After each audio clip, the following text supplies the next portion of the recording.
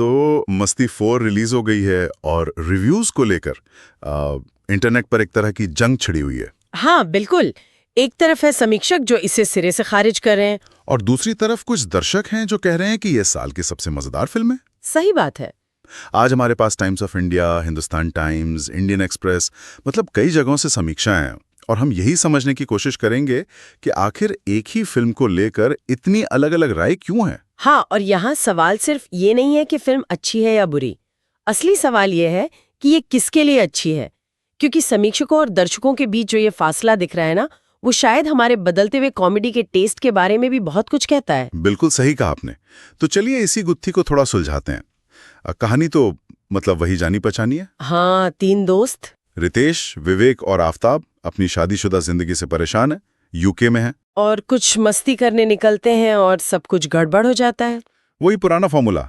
पर सवाल यह है कि क्या ये फॉर्मूला 2025 में भी उतना ही ताज़ा लगता है या अब बासी हो चुका है। और देखिए, यही बासीपन तो समीक्षकों की सबसे बड़ी शिकायत है। हिंदुस्तान टाइम्स ने तो इसे आलसी और खोखला लिखन कहा है। ओहो। ऐसा लगता है जैसे फिल्म का ह्यूमर 2004 में ही अटक गया हो।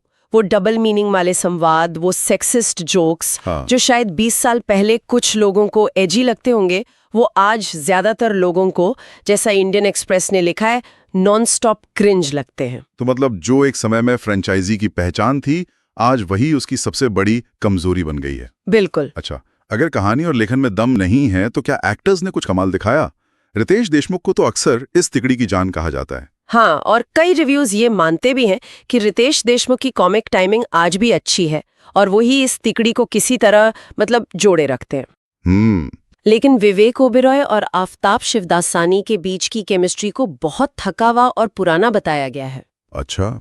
बात इतनी बिगड़ गई है कि आफताब के किरदार का एक गैग है जहां वो चिड़ियाघर में जानवरों की मीटिंग करवाता है और उसे मास्टर बेटा का नाम दिया गया है। क्या? मास्टर बेटा? सच में? हाँ, और इसे फ्रेंचाइजी का सबसे बेतुका मजाक कहा जा रहा है। ये तो सुनने में ही बहुत अजीब लग रहा है। लेकिन मैंने सुना है कि अरशद वारसी का एक छोटा सा रोल है, उसकी तारीफ हो रही है। बिल्कुल। लगभग सभी ने माना है कि अरशद वारसी अपने छोटे से कैमियो में भी महफिल लूट लेते हैं। उनका सीन फिल्म के उन गिने चुने पलों में से है जहां सच में हंसी आती है। लेकिन कुछ मिनटों का कैमियो पूरी फिल्म को तो नहीं बचा सकता, है ना? सही बात है, वही तो। और यही हमें रेटिंग्स के उस अजीब से स्पेक्ट्रम पर ले आता है।